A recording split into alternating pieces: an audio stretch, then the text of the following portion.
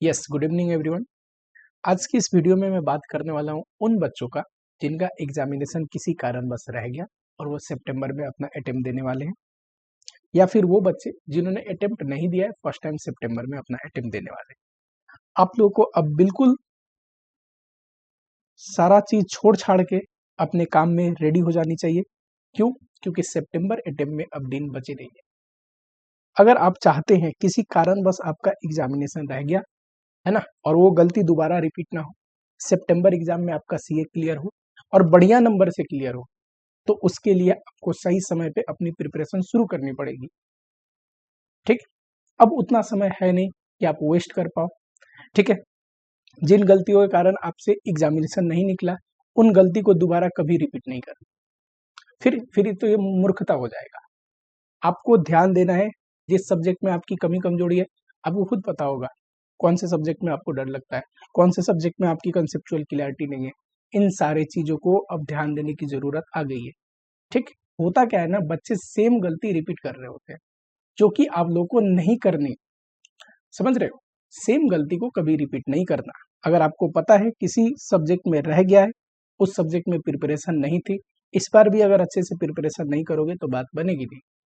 होता क्या है, बहुत बच्चों के साथ ये प्रॉब्लम है कि उनको जो सब्जेक्ट अच्छा लगता है, जो सब्जेक्ट वो समझते हैं, सिर्फ उसी सब्जेक्ट को पढ़ रहे हैं। बट आप बताओ, पास होने के लिए आपको आपको तो 40% मार्क्स हर एक सब्जेक्ट में चाहिए। चाहिए ना, मिनिमम 40% तो चाहिए, प्लस 50% तो एग्रीगेट भी चाहिए।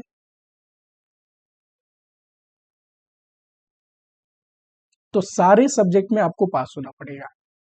ठीक है, तो अपनी पढ़ाई को ऐसे शेड्यूल करो कि ग्रुप निकालने के लिए हर एक सब्जेक्ट में आपका पास होना जरूरी है।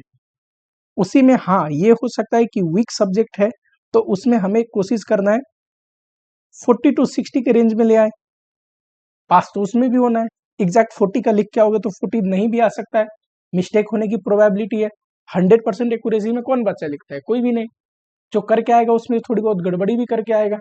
ठीक है, और जो स्ट्रॉन्ग सब्जेक्ट है उसमें हाई स्कोर करना है, 60 टू 80 90 डिपेंडिंग अपन बच्चे की कैपेसिटी, बच्चे की प्रिपरेशन। और ये कॉम्बिनेशन कि जो वीक सब्जेक्ट था उसमें आप पास हो गए, स्ट्रॉन्ग में थोड़ा ज्यादा लेके आए, ये दोनों का कॉम्बिनेशन आपका एग्रीगेट पूरा दे देगा। और आपको पास भी होना है हर एक सब्जेक्ट में, एग्रीगेट लेके भी आनी है। ठीक, 5 चीजें आपको ध्यान रखना है सितंबर अटेम्प्ट के लिए। 5 थिंग्स एंड अटेम्प्ट 100% क्लियर करोगे आप।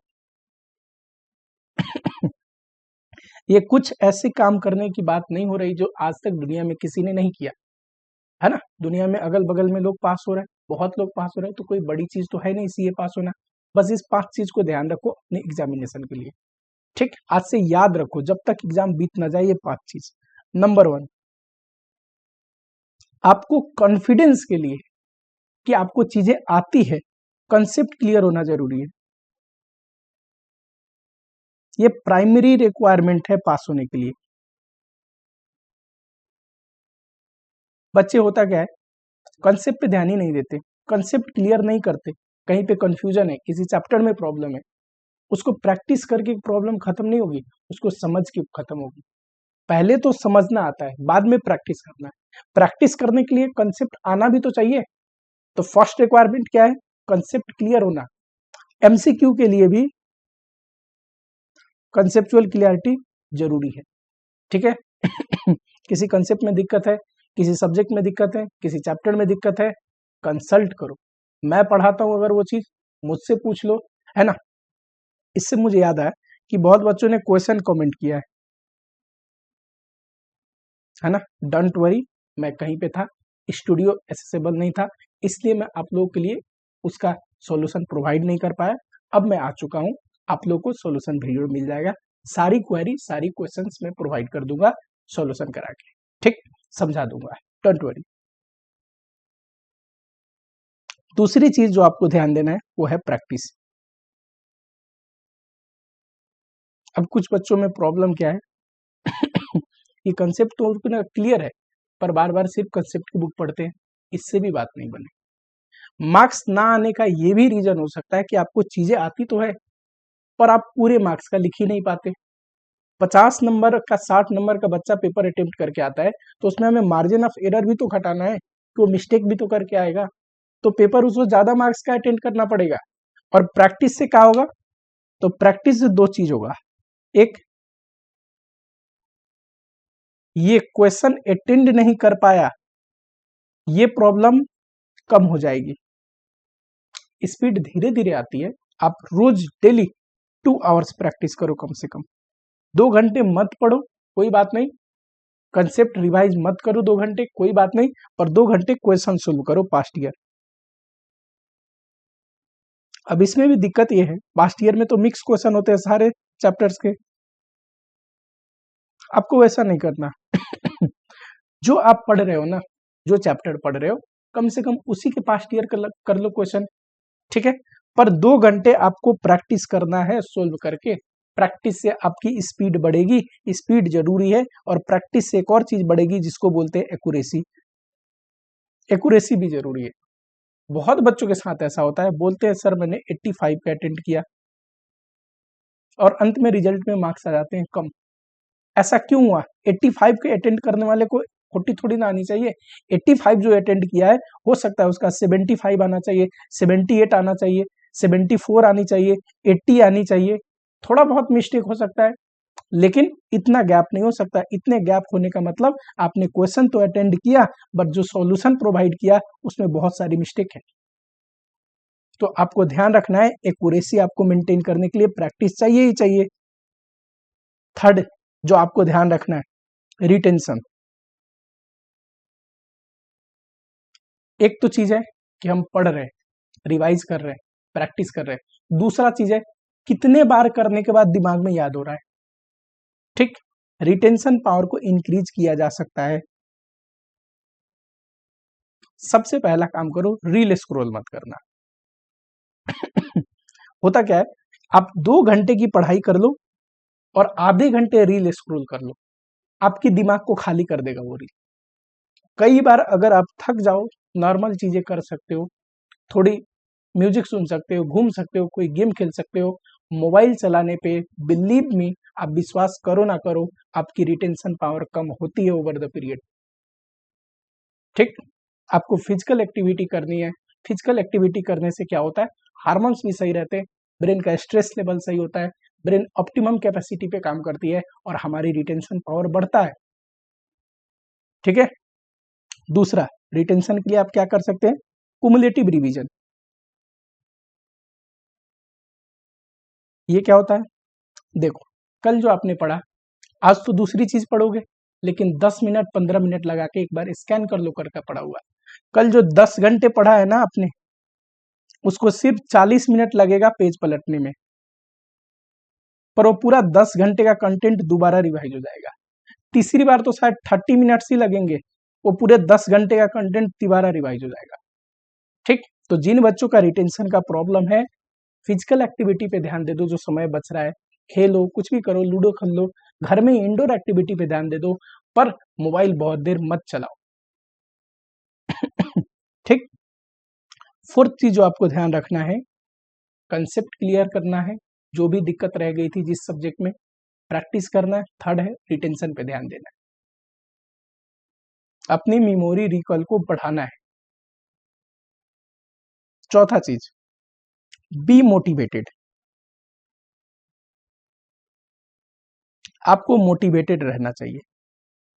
आप कोई चीज कर पाओगे या नहीं कर पाओगे, आधा तो तय हो जाती है आपकी मानसिकता से कि आप उसको लेके कैसा विजन रखते हो। आपसे सीए निकलना चाहिए, ये आपको भी विश्वास होना चाहिए कि निकाल लोगे, ठीक। और कोई ऐसी बड़ी चीज नहीं है जो आपसे नहीं निकलेगी।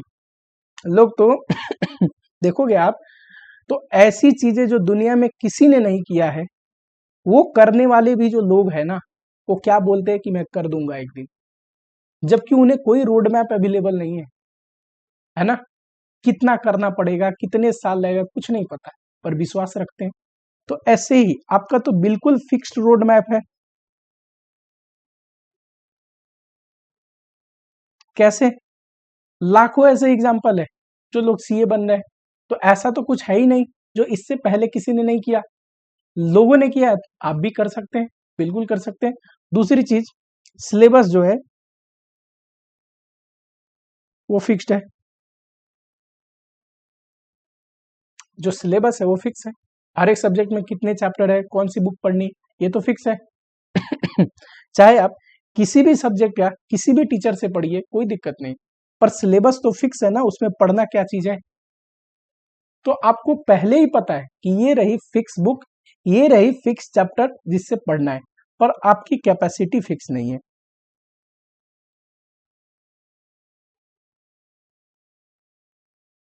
एक इंसान की कैपेसिटी की कोई लिमिट नहीं है। 4 घंटे पढ़ रहे हो ना, बिल्कुल 16 घंटे पढ़ सकते हो। तुम बढ़ाने की कोशिश तो करो। लोग 16 घंटे पढ़ नहीं रहे, लोग तो 18 घंटे भी पढ़ते हैं। यानी कि ह्यूमन कैपेसिटी बहुत है। 4 घंटे की चीज कोई 2 घंटे पढ़ के भी रिवाइज कर लेता है। उसने अपनी कैपेसिटी बनाई ऐसी। इस पे काम करना पड़ता है, ओवर द पीरियड ये हो जाएगा। अगर आप बैठ नहीं पाते, बढ़ाओ अपनी टाइम बैठने का। जब जब उठने का मन करे, ऐसी चीजें सोचो कि बिल्कुल उठने का मन ना करे। डिस्ट्रैक्शन से दूर हो जाओ। सिर्फ अच्छी चीज सुनो, अच्छी चीज देखो, अच्छी चीज महसूस करो, अच्छे लोगों के साथ बात करो। नहीं मन करेगा अलग अलग चीज करने का, पढ़ने का ही मन करेगा। समझ रहे हो? अपनी कैपेसिटी को इंक्रीज करो। आपकी कैपेसिटी फिक्स नहीं है, सिलेबस लेकिन फिक्स्ड है। जो टारगेट है वो आपको पता है, टारगेट फिक्स है। आपकी कैपेसिटी तो अनलिमिटेड है ना? तो ये आपको ध्यान रखना है। मोटिवेटेड रहो। कोई ऐसी चीज नहीं जो तुमसे नहीं होगा, बिल्कुल होगा भाई। सिंपल लोग सब आराम से सीए बन रहे हैं। यहाँ कोई रॉकेट साइंस नहीं है, या बहुत टैलेंटेड होने की जरूरत नहीं है। आ, मतलब मैंने ऐसे ऐसे भी देखे कि 5 अटेम्प्ट्स लगाने के बाद रैंक लेके आते हुए। ऐसा थोड़ी ना 5 अटेम्प्ट लगा के धीरे धीरे पढ़ के रैंक लेके आए, नहीं। 5 बार में हो नहीं रहा था, उस कमी को समझा, प्रैक्टिस किया, अपने ऊपर ध्यान दिया, छठे बार अच्छा पेपर गया, रैंक आ गया। रैंक होता क्या है? रैंक का मतलब अच्छी मार्क्स आई, इतनी अच्छी आई कि टॉप 50 में आपका नाम आ गया, उसी को तो रैंक बोलते हैं। तो आपको मोटिवेटेड रहना है। फिफ्थ थिंग जो आपको ध्यान रखनी है, पांचवा चीज जो आपको ध्यान रखना है वो क्या है? पांचवा चीज क्या है बताओ फटाफट से। तो पांचवा चीज है डोंट। अच्छा चीज लिख रहा हूं, सुनना जरा।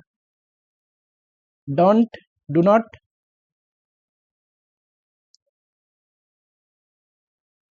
डू नॉट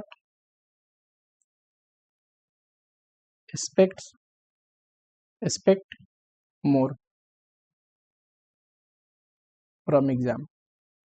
जब आप इस लेवल पे पढ़ रहे हो ना कि आपको पता नहीं क्या होगा नहीं होगा, एक बार नहीं निकला है, तो बस मेहनत करो।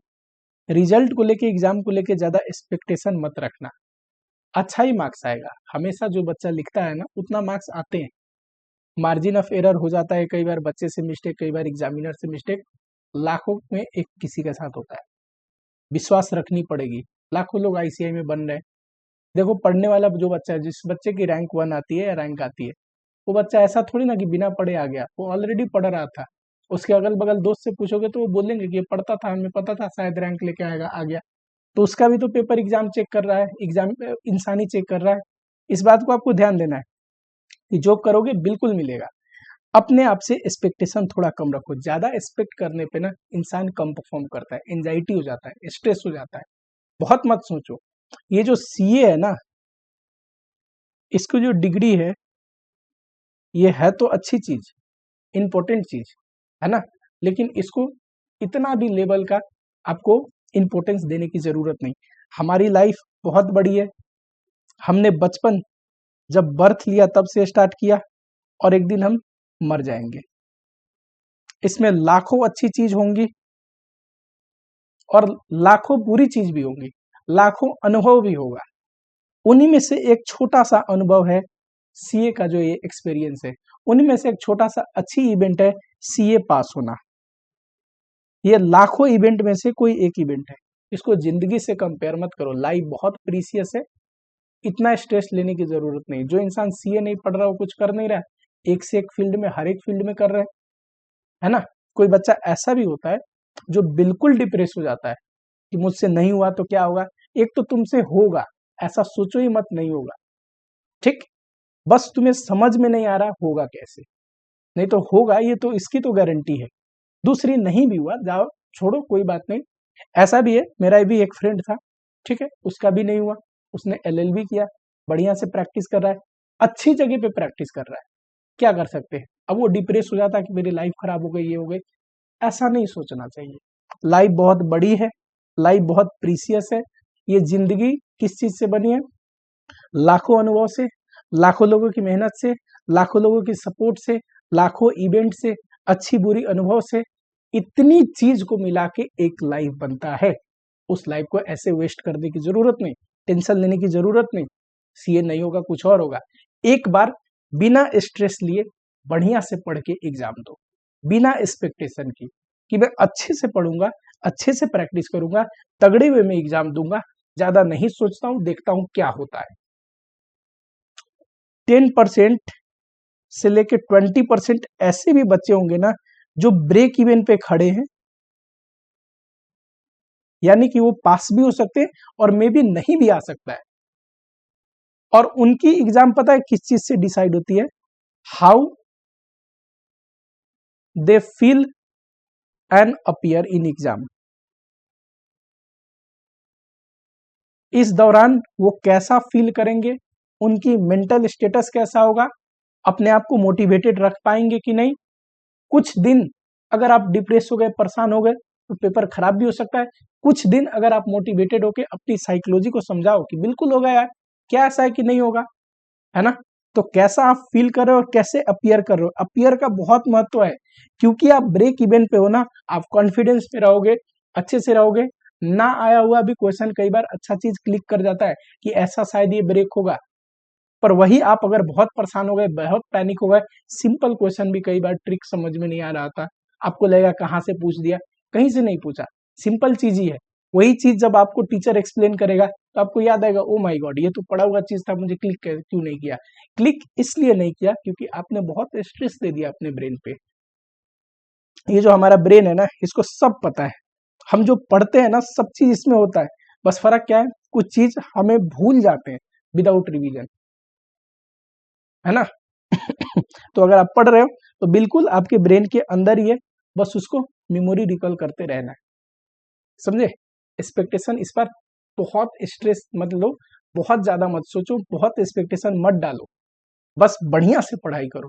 सोचो कि मुझे निकालना है, ठीक है मैं निकालूंगा, जो होगा देखा जाएगा, फिर अच्छा ही होगा, ठीक। और जो भी बच्चे हैं, मैं लिंक दे दूंगा टेलीग्राम चैनल का भी,